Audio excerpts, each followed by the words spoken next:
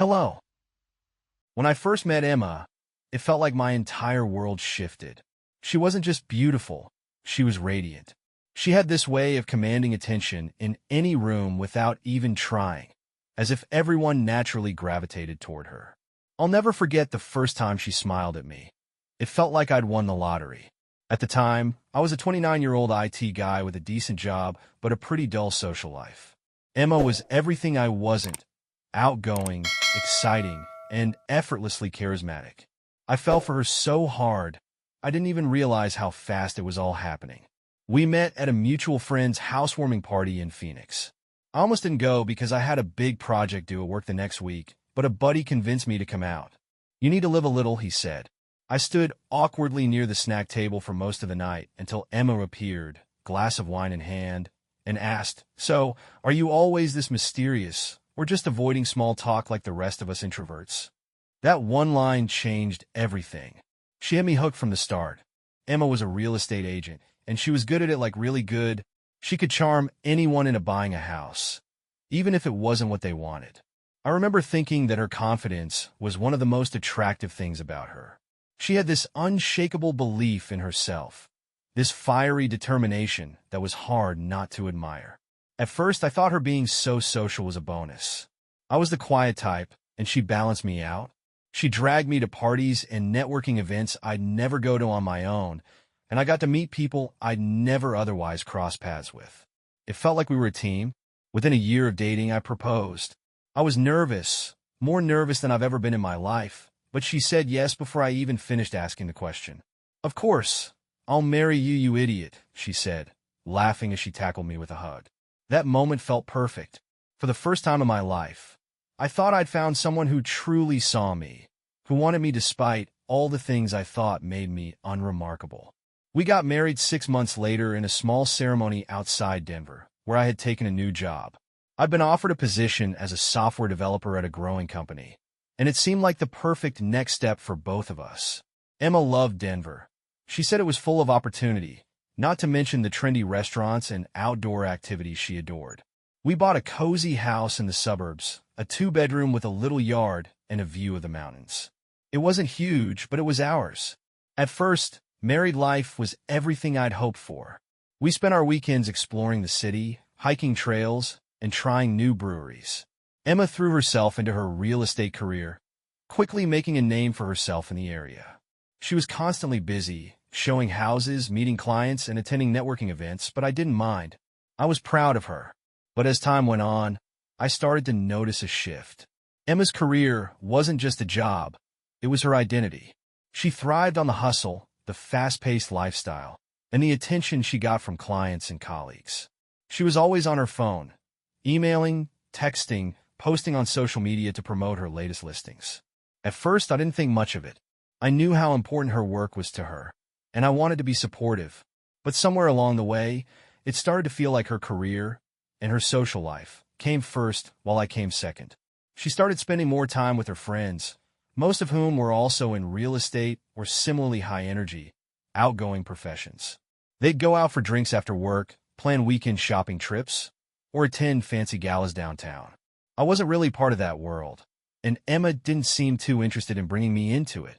She'd come home late, smelling like wine and perfume, and tell me about all the people she'd met or the deals she'd closed. I'd listen, but deep down I started to feel like I was just a spectator in her life, not a partner. I tried to bring it up once, asking if we could spend more time together, just the two of us. She rolled her eyes and said, "We're fine, babe. You're just overthinking things." Emma had a way of brushing off my concerns that made me feel like I was the one being unreasonable. She'd call me boring if I didn't want to go out, saying things like, "Why don't you ever want to have fun?"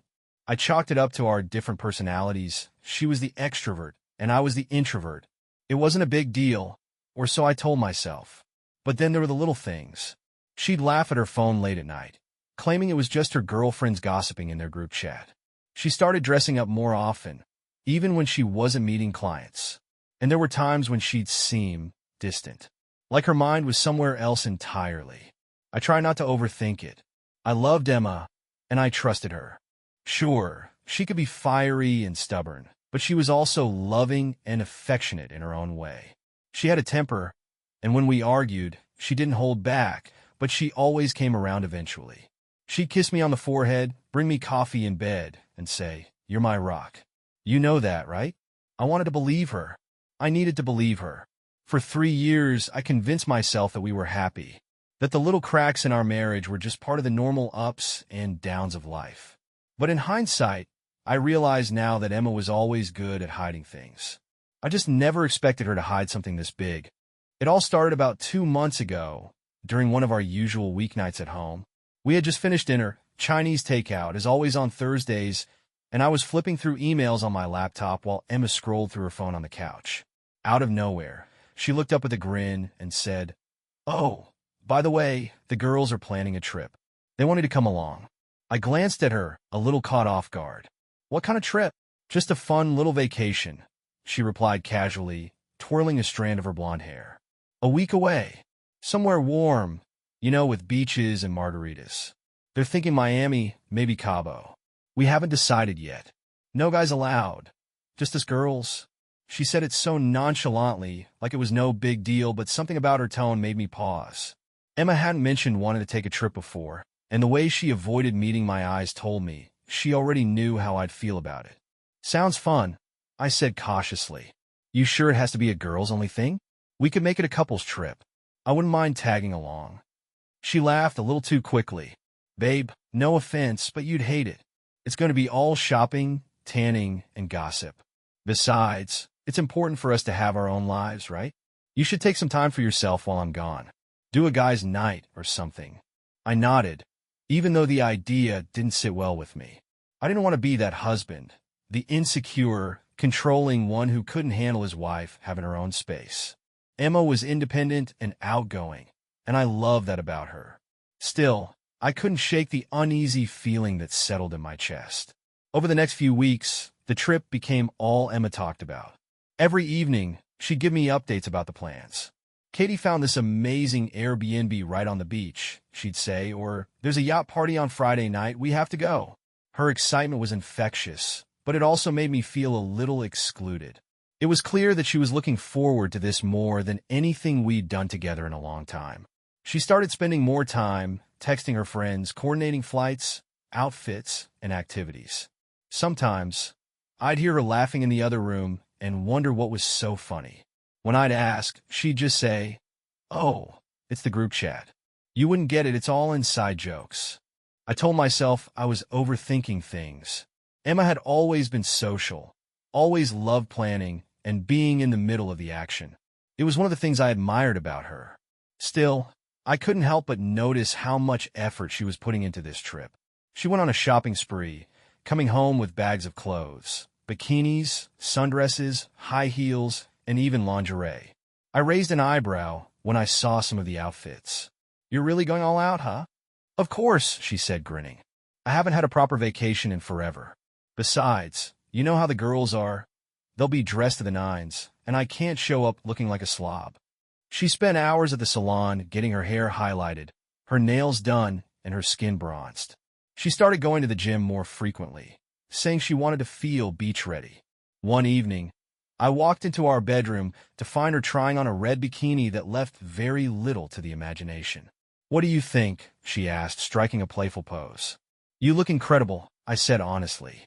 But in the back of my mind, I couldn't help but wonder who she was trying to impress. As the departure date drew closer, she became even more distracted. It felt like her entire focus was on this trip, and I was just an afterthought. I tried to tell myself it was nothing, just her excitement getting the better of her. But part of me couldn't help but feel like I was losing her, little by little. The night before she left, Emma was buzzing with energy. She packed her suitcase with meticulous care, laying out outfits and snapping pictures to send to her friends for approval. I sat on the bed, watching her with a mix of admiration and unease. She looked so happy, so alive. It hit me then that I hadn't seen her this excited in a long time. Not for anything we'd done together. "You're going to have a great time," I said, trying to sound supportive. She turned to me and smiled. "Thanks, babe. You're the best for being so understanding.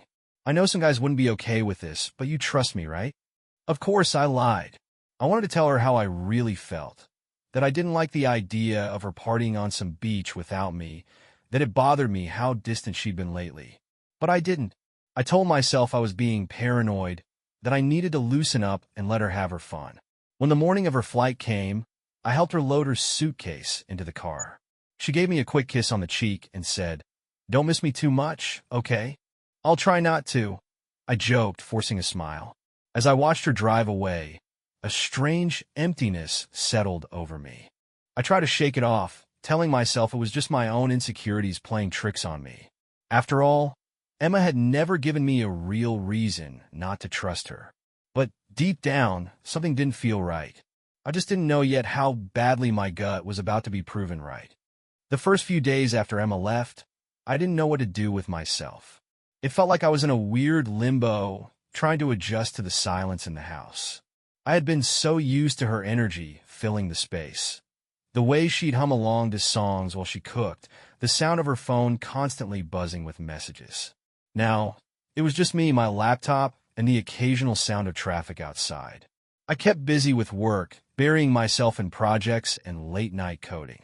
I tried to enjoy the solitude, telling myself that I could catch up on things I'd been putting off. I even rearranged the living room to kill time, though it felt pointless. Nothing could shake the nagging feeling in the back of my mind.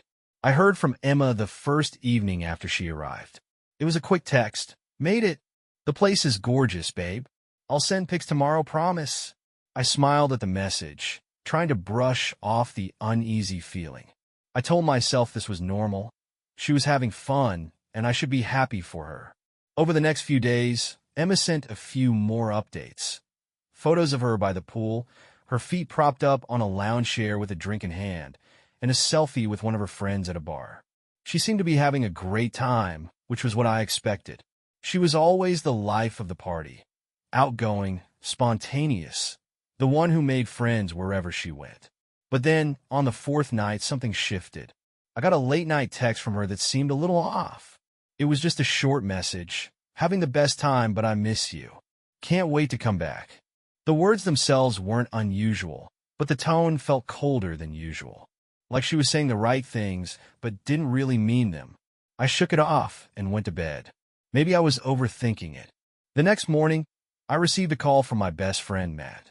He's the type of guy who always knows how to make me laugh, even when things feel heavy. "Yo, man," he said. "How's it going with Emma on her trip? You surviving the peace and quiet?" I laughed. "Yeah, it's weird, but I'm getting through it. How about you?" We chatted for a bit, and then, without warning, Matt dropped a bombshell. "Listen, I need to tell you something. It's about Emma." I froze. "What? What about her?" "Dude, I didn't want to say anything, but I got this message from one of her friends." Matt sounded uncomfortable.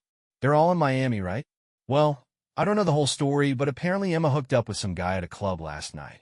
My heart skipped a beat. I felt a wave of nausea rise in my stomach. "What are you talking about?" "I don't know the details, but I saw a photo. One of the girls sent it to me. It's of Emma and this dude, and they're kissing. It's not like a friendly kiss, man. This is serious." I sat down on the couch, feeling dizzy. "Are you sure? Maybe it's just a joke or something?" "No, yo, bro. I'm sorry to be the one to tell you, but it's real. I'm just trying to look out for you." The phone call ended, but my mind raced. I couldn't believe what I'd just heard. Emma, my wife, the woman I'd been married to for 3 years, was kissing another man? The thought was impossible to process. I felt like I was drowning in confusion and anger. I didn't know what to think or how to react. I decided to reach out to Emma. I wanted to hear it from her directly, to hear her explanation before I spiraled into madness. But when I called, I got her voicemail. I left a message, trying to keep my voice steady. "Hey babe, it's me. I saw the picture and I need to talk to you. Call me back as soon as you can." No response. The entire day passed in a blur. My phone buzzed constantly, but I didn't pick it up. My mind kept replaying that image Matt had described, Emma kissing someone else. I felt a sickening pit in my stomach every time I thought about it. Then, that evening, I got another call. It was from one of Emma's friends, Grace. She sounded frantic. "Mark, I didn't want to be the one to tell you this, but you need to know. Emma slept with someone last night. a guy she met at the club. She's been drinking a lot, and honestly, she was acting really different. I didn't want this to happen, but my heart raced. I could barely make sense of what she was saying. Emma had slept with a stranger, and Grace was telling me this like it was no big deal. I didn't know what to say. My mind was spinning, but one thing was clear. I couldn't let this go. The next few hours were a blur. My mind was in a fog, the weight of everything crashing down on me. I couldn't focus on anything, my work, the TV, even the simple act of breathing. All I could think about was the phone call with Grace, the image Matt had described, and the fact that Emma had slept with another man. The hardest part wasn't the betrayal itself. It was the feeling of complete shock and confusion. I thought I knew my wife. I thought we had a solid relationship, one built on trust and communication. But now, everything felt like it was crumbling. I couldn't wait any longer for Emma to call me back. I was too angry, too hurt. I decided to confront her directly. I grabbed my phone and called her again. This time, she picked up, but her voice sounded distant, almost bored. "Hey, babe. What's up?" I could feel the tension in my body. "Emma, we need to talk." I saw the picture. There was a long pause on the other end of the line. I could hear her breathing, and I knew she was trying to think of something to say. "What picture?" she asked, though it was obvious she already knew. "The one with you and some guy at the club," I said, trying to keep my voice steady. "The one where you're kissing him." Grace told me everything. Her voice wavered slightly, but she recovered quickly. "Oh, come on, Mark. That's not what you think. It was just a kiss. Nothing happened after that. You know how it is when you're drinking and having fun." I could hear the lies in her voice, the way she tried to downplay it, like it wasn't a big deal. But I wasn't buying it. "You're telling me that you just kissed some random guy in a club, and then what? Went back to your room, and nothing happened?" I asked, my anger rising. "Emma, don't insult my intelligence." "Grace said you slept with him." Emma was quiet for a moment, but I could hear her shifting around on the other end of the line. "I didn't want to tell you this over the phone," she said, her voice softening, like she was trying to manipulate me into sympathy. "But yeah, I slept with him. It was a mistake, Mark. I was drunk. It didn't mean anything. You know how crazy these trips can get. Please don't make a big deal out of it." The words hit me like a punch to the gut. "A mistake?" I repeated. "You slept with him, Emma? That's not a mistake. That's a choice." She sighed dramatically, like she was the one being wronged. "Look, I don't need you to lecture me, okay? I'm not perfect, but we're fine. You're overreacting. It didn't mean anything. We were just having fun." I couldn't believe what I was hearing. She was acting like it was just some casual fling, like it was nothing to be upset about, as if I should just accept it and move on. I took a deep breath, trying to calm myself. I needed answers, not excuses. "So what now, Emma? You just want me to pretend it didn't happen? You think I could just forgive you for this?" There was a pause. Then, in the calmest voice I could manage, I added, "No, we're done." Emma didn't seem as shocked as I thought she would be. Instead, she scoffed. "You're being ridiculous. You're going to throw everything away over this? We can fix this. We can work through it." But I was done. My mind was made up. I couldn't look at her the same way again. "I don't think we can," I said. "I don't want to be with someone who thinks it's okay to cheat and then lie about it. We're getting a divorce, Emma. As soon as you get home, I'll file." I didn't wait for her to respond. I hung up. The next few hours were a blur. I spent the rest of the evening pacing around the house, my mind racing, my thoughts bouncing off the walls. How could she do this to me? Why hadn't I seen the signs earlier? Then around 10 p.m., my phone buzzed. It was a message from Emma's friend, Katie. "Mark, I don't know how to say this, but Emma's been sending some pretty messed up texts to the guy she hooked up with. She's acting like nothing happened, like it was no big deal. I just think you need to know the truth." The message hit me like a brick. I felt betrayed by everyone, by Emma, by her friends, and by my own ignorance. I didn't want to wait for Emma to come home and face me. I didn't want her to walk through the door, acting like everything was fine. I needed to take control of the situation, so I started preparing. The house felt like a prison. Every minute that passed, my mind churned with thoughts of Emma's betrayal. I could still see the image in my head. The picture she had sent, the image of her lips pressed against some stranger's. I kept replaying her words, trying to make sense of them, but nothing added up. The anger and disappointment were overwhelming. I had been pacing the house for hours, trying to get my thoughts together, when I finally decided I couldn't wait any longer. I had to act. By the time Emma's flight landed, I had already made all the preparations. I hadn't wasted any time. I knew what I needed to do. First, I'd emptied our joint bank accounts. I knew Emma had access to everything, so I had transferred everything into a private account. Every penny, every dollar gone. I didn't even feel guilty about it.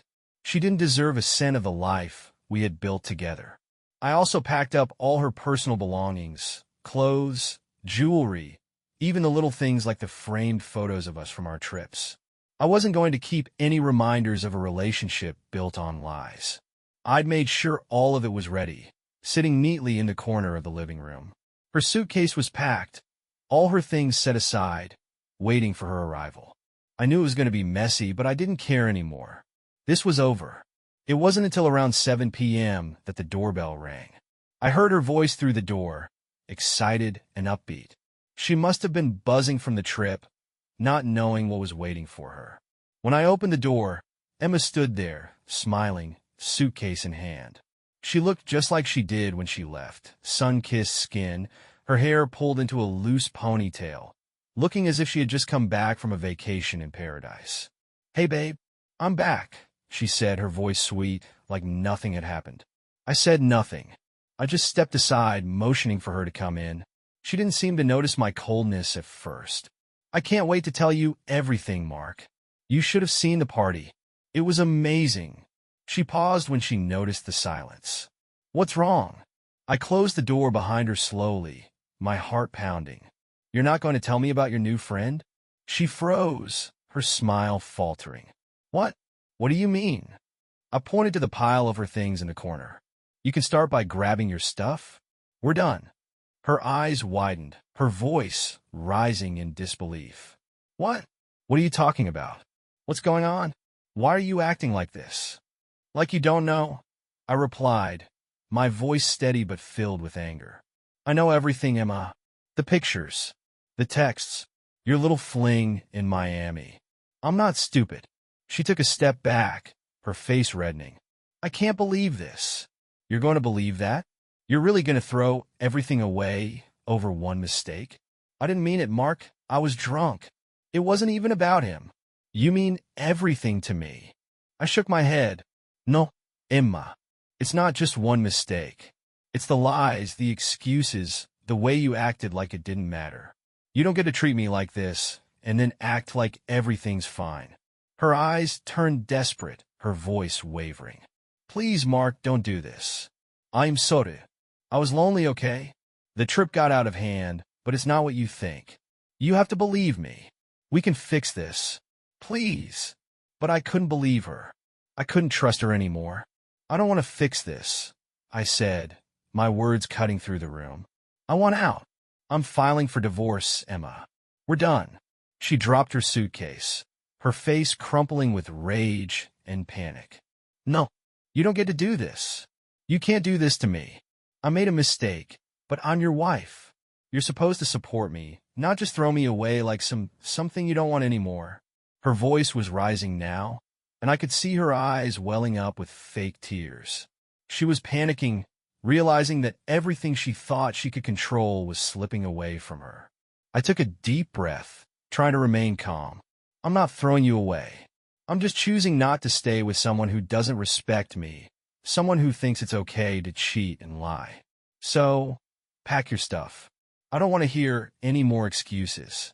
She looked at me as though I was a stranger, as though she couldn't believe what was happening.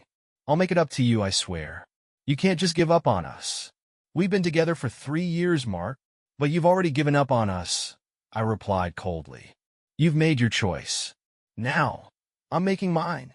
I watched as her anger turned into hysteria. She grabbed her things, throwing them into her suitcase, her hands shaking with rage. "You're a fucking asshole, Mark. You'll regret this. You'll wish you'd never let me go." But I didn't flinch. I had no more tears left for her. I had no more anger to give. All that was left was the finality of this decision, The end of a marriage, the end of trust, and the end of everything I thought we had. As she stormed out, I felt nothing. Not relief, not sadness, just emptiness. The kind of emptiness you feel when you realize you've finally removed something toxic from your life. And just like that, Emma was gone. Goodbye.